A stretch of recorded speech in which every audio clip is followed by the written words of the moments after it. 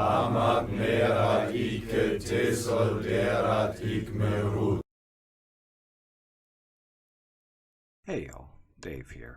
Wander through the many Facebook groups, YouTube videos, and Twitter tweeters with atheism as their central subject matter. We'll see many atheists and skeptics making the claim of being rational. You can also look at the memosphere centered around atheism and skepticism to see images making claims like, I am a skeptic atheist because I am rational, and other similar memes. What does it mean to be rational, though? That is a rather large question and involves many questions about practical and theoretical reason, logic, and much more. The body of literature and discussion around this topic is huge and can often be quite dense, a bit like myself on many occasions. So rather than attempting to discuss the entire body of literature and arguments within it, this will focus on a particular element of what it means to be rational, for reasons I'll give shortly. The particular element of what it means to be rational that we will focus on here is the idea of coherence and consistency. What do I mean by coherence and consistency? Well, a simple definition of what it means to behave rationally is to think and behave in accordance with logic and reason. It's a very simplistic definition, of course, but one that's sufficient for our purposes here. To put it simply, if you think and behave in a way that goes against logic and reason, then you are generally behaving in an irrational manner. If you think and behave in accordance with logic and reason, then you are generally behaving in a rational manner. We could, of course, argue the finer details of what it means to be behaving and thinking in ways that are in accordance with logic and reason. And there is good reason for you to go out and examine this topic in further detail. For now, though, let's just keep it simple and basic. So, getting back to our point, if being rational is thinking and behaving according to logic and reason, then it would entail having consistent and coherent beliefs, thoughts, and ideas as a general rule of thumb. Why is that, though? Well, this can be shown using something like the law of non-contradiction. Something as simple as the idea that A cannot be both B and not B at the same time. Contradictory propositions cannot be true at the same time, in the same way, and in the same sense. For example,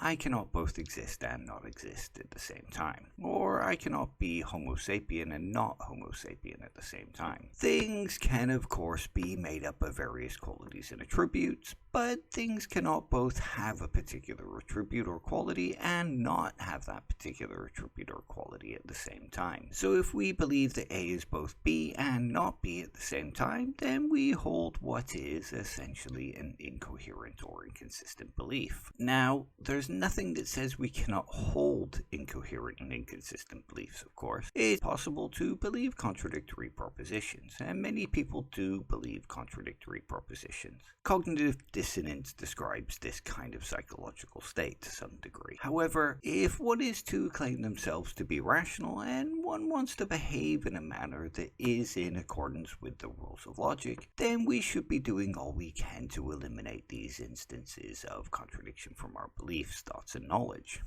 But what good reason is there to do this? One simple answer to this is that if it is our desire to believe as many true things as possible and to be as logically consistent as possible, then holding on to contradictory beliefs means that we are going against both of these things. In the case of a contradictory belief, at least one of those beliefs will be incorrect. So by actively paying attention to where our beliefs are held in a contradictory fashion and examining both of those beliefs to find out which one is consistent and coherent with our other beliefs, or consistent and coherent in and of itself, we come closer to believing as many true things as possible, as well as getting closer to our goal of being as rational as possible. Another good reason to do our best to ensure that our beliefs are coherent and consistent and not contradictory is that anything we believe based off of those contradictions has more probability of being wrong, and any arguments we make based off of those contradictions has a higher probability of being defeated. It is epistemologically unsound to base arguments off of contradictory beliefs. There are many other reasons why we should be doing our best to remove ourselves of contradictory beliefs if we want to call ourselves rational, of course, but these are a reasonable starting point for why we should be checking our own beliefs for contradictions, or at the very least paying attention for contradictions during discussions about our beliefs. Of all the things to do with reasonable and rational beliefs, why focus on contradictions though? Well, that's a pretty easy question to answer.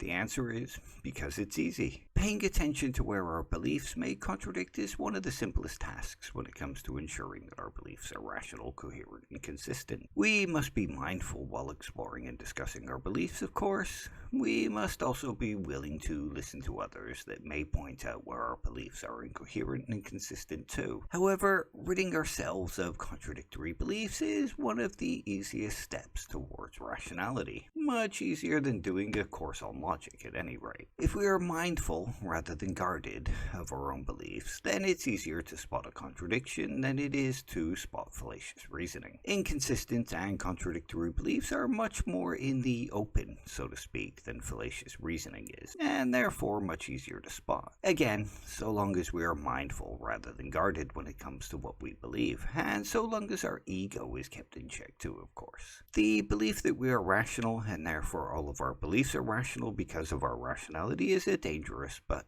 common one. Combing through our beliefs or being mindful of contradictions during discussion and then altering our beliefs when we notice contradictions and inconsistencies will also help us to organize our beliefs in a more rational structure much more quickly too. With practice and mindfulness, it may also help us when we adopt new beliefs. If we are mindful of those new beliefs and how they interact with our previously held beliefs, we become less likely to bring in new contradictory beliefs, and through this become less likely to bring in new false beliefs, assuming that we have already done our best to only hold as many true beliefs as possible to begin with, that is. Of course, all of this is predicated on the idea that we do want to hold as many true beliefs as possible, and that we do want to be as rational as possible. These appear to be two very common claims from within the atheist and skeptic community though, and so we should be charitable and accept that those claims are made honestly by the claimants. There is little doubt that there are those among us for whom the claims are more important than the practice, but the principle of charity should be applied here, and we should hope that the vast majority of those making the claim also desire the practice. So what can be suggested here? As already suggested, being mindful during discussion is crucial. Paying attention to the argument we are currently making or the belief that we are currently discussing, and considering whether it conflicts with previous arguments or discussions is a good start. We could also begin to privately examine our beliefs for contradictions and to examine their consistency and coherence. We could also pay attention to why we are arguing against a particular point in any discussion or argument. Which brings us to another good practice, understanding where our beliefs and ideas have come from, and doing so honestly. Has our belief simply been picked up from some discussion group or YouTube video and accepted as true without any real critical evaluation, or without any real test against what we already believe? How many of our beliefs have we accepted simply because they have come from someone who we have considered an authority in whatever group we belong to, or that we have accepted simply because it feels right, or because it is the opposite of what one of our outgroups believes, or simply because it comes from our in-group? There is much good practice that can be done to check our beliefs for contradictions, incoherence, and inconsistency, and it's good practice to do so. Of course, as previously stated, we must also have an acceptance that it is highly possible that we do hold contradictory beliefs, and that our own self-narrative may be getting in the way of us accepting that we do hold contradictory beliefs. When it comes to being rational, we are often our own worst enemy, as something like the Dunning-Kruger effect describes. The first step is always the hardest to take, and often the one we most avoid. We may convince ourselves that there is no need for us to do so. After all, we are skeptics and atheists, therefore we're rational. However, we may also surprise ourselves if we begin looking at our own beliefs and checking them for consistency and coherence and contradiction. Why we have accepted some of those beliefs may also surprise us. Self-reflection may reveal much that is hidden from us, because self-reflection is something that we often forget to do. Of course, there is nothing that states that we have to do these things. We are perfectly free to go on believing false things about ourselves and believing contradictory things. It's a part of our psychological makeup, after all. However, if we truly want rationality to be more than simply a claim about ourselves, one more false narrative that we tell ourselves, then perhaps we owe it to ourselves to do a little honest self-reflection about our beliefs and the claims we make about ourselves.